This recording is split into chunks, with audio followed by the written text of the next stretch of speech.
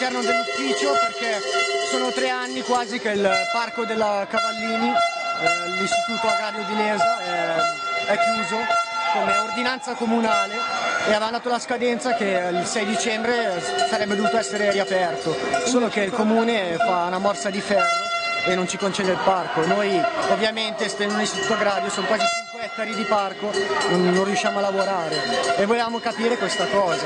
Ma nel frattempo voi riuscite a fare lezione oppure... In classe possiamo fare praticamente pochissimo. Potete fare solo teoria, diciamo. Sì, vabbè, ci sono le serre aperte, però più di tanto non puoi fare, perché comunque non si possono tagliare alberi perché l'hanno transegnato tutto il parco. L'erba puoi tagliare, cosa saranno? 50 metri di erba. Cioè non possiamo fare i nostri lavori. Un'attività pratica. Cioè i trattori come facciamo a usarli?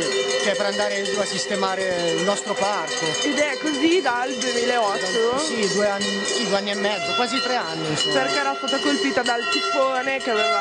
Sì, poi il comune, c'è giunta voce che voleva fare gli uffici della regione della Telecom e allora sta provando a vendere la scuola o comunque vuole appropriarsi del nostro istituto, proprio di tutto quanto, tutta la sede della nostra scuola per fare gli stati, per fare gli uffici, scusami. Sì.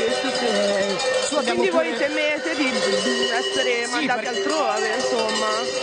Sì, vogliono spostarci, vogliono fare qualcosa. Comunque la scuola è tanti anni che c'è, veramente tanti anni, e noi non riusciamo a capire perché. Poi ci avevano detto che il parco sarebbe stato riaperto entro fine gennaio. Anzi, sono venuti gli operai comunali a ritrasennare di più, a fissarli più per terra, senza dando spiegazioni o motivo. Comunque io penso che se un ente dà delle scadenze o comunque ha già prefissato certe cose, le deve fare. Non vedo perché ci debba nascondere quello che vogliono fare.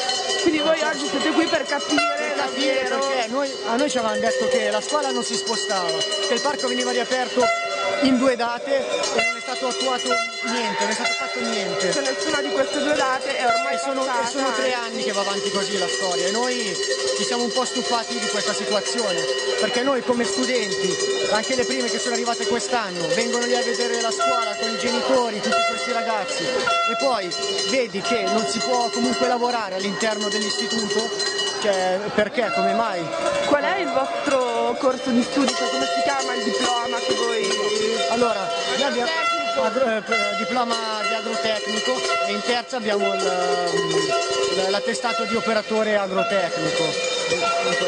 Ma vi occupate soprattutto di botanica? Sì, taglio piante, tutto quello relativo alle piante, fiori, agricoltura, tutto, concimazione, piantagioni, tutto.